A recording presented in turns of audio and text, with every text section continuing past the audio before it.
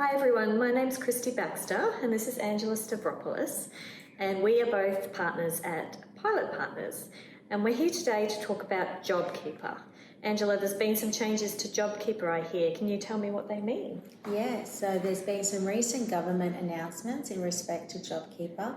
Nothing legislated yet, but the changes to JobKeeper are good news, everyone. For those who are currently in JobKeeper 1.0, which is the current JobKeeper we're in, you can be guaranteed to continue to receive $1,500 per fortnight per eligible employee. That will go until the end of September. That's when the new JobKeeper, known as JobKeeper version 2, will kick in. No rite of passage if you were in JobKeeper version 1 to go straight into version 2. You need to reapply. So JobKeeper version 2 is for the December quarter, and you have to reapply again for the March quarter. Okay, so you mentioned $1,500 still for JobKeeper 1. Is that the same rate going forward for JobKeeper 2? Unfortunately not.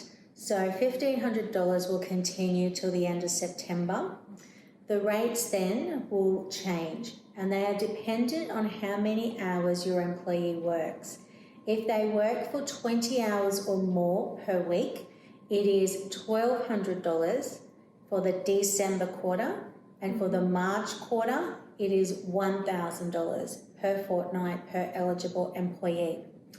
If the if the hours worked are less than 20 hours per week, for the December quarter, it is $750 per fortnight per eligible employee, and $650 per fortnight per eligible employee for the March quarter. Okay, and you mentioned eligibility. Previously for JobKeeper number 1, we had to use projected GST turnover to work out if you were eligible or not. That is correct. Is that the same process for JobKeeper 2? It is based on GST, but it's not based on projected turnover.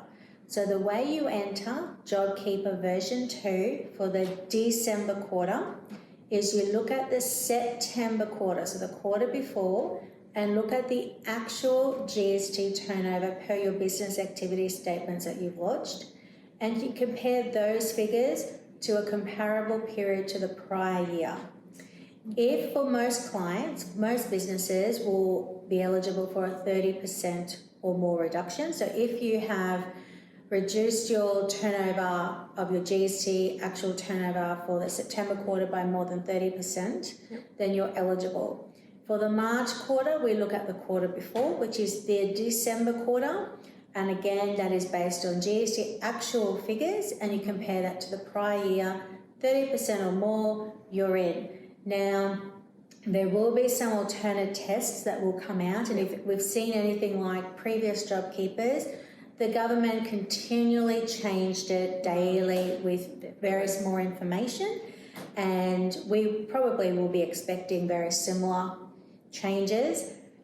So there should be some other alternate tests if you don't meet that 30% or more reduction, but it's more like a watch this space. Okay, so is there anything people can do right now to set themselves up or enter JobKeeper, or do they just really have to wait for number 2 to come around? They need to wait for number 2. So if you're in number 1, you continue to do that until the end of September, and then we will then you'll be able to enter into December. The actual forms, what needs to be done, is not out yet. That we expect the detail to all that to be in the legislation when it's released. It could be end of this month, could be early next month, but when the detail comes, we'll let you all know how to actually enter JobKeeper version 2. Okay, great, thank you. I hope everybody found this interesting. We'll have a few more JobKeeper videos to do, just short ones on the various points, and some other videos that we'll release soon. But if you ever want to contact myself or Angela, our details will be on the screen, and feel free to email us or give us a call. Thanks everyone. Thank you.